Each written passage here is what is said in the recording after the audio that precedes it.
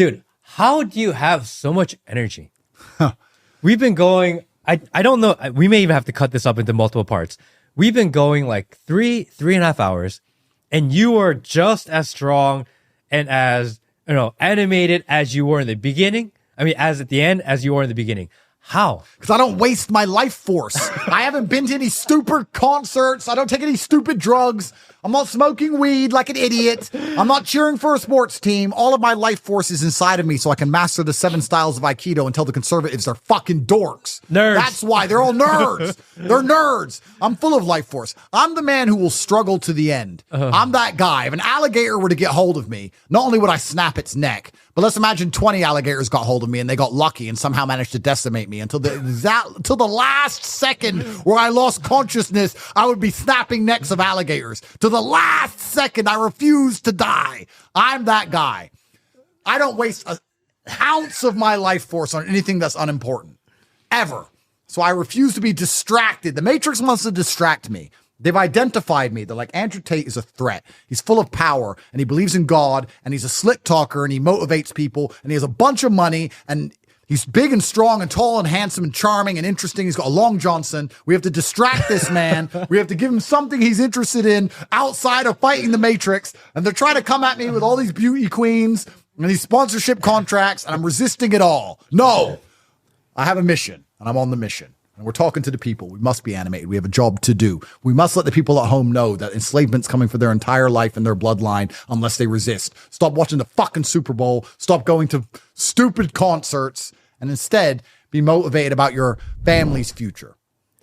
I don't know how you do it all the time. That's crazy. Well, because obviously you have the ability to just turn that on anytime you want. Right? And that in itself is that a skill? Is that a learned skill? I do have some chemical enhancements. So I will be honest and open about this. I do believe that caffeine and nicotine are super drugs. Yes.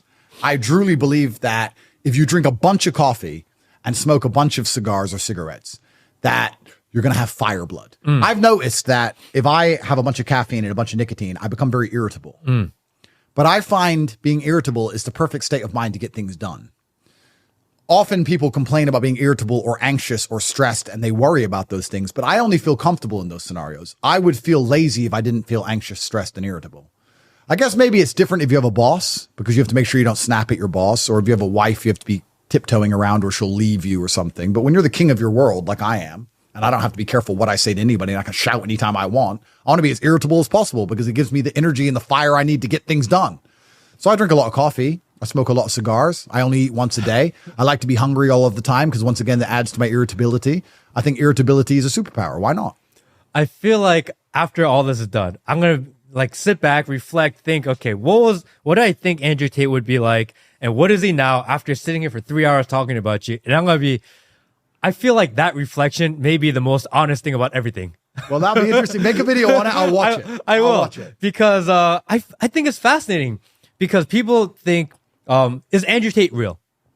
People think that all the time, right? And sitting here for hours, I'm like, bro, he is so real, right? And it's a nuance and it's a combination of having original, well thought out ideas with a little bit of showmanship, with a little bit of, I really believe what it is. And I also understand how to use certain words to get my message across. It's this combination that if you don't really experience it and think about it, maybe you'll miss it.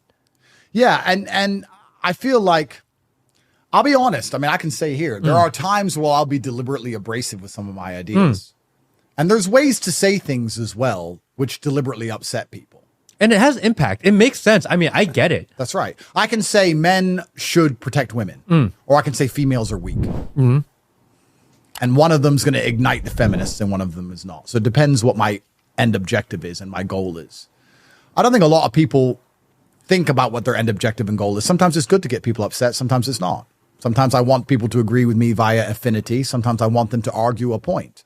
If I was to sit with a feminist, I would start by saying men should protect women and see what they say. And then at some point I would say females are weak to upset her, to make her deliberately start trying to use an exception to disprove the rule because I know she will lose that argument. So I'll put her in a losing fight. What does the art of war say?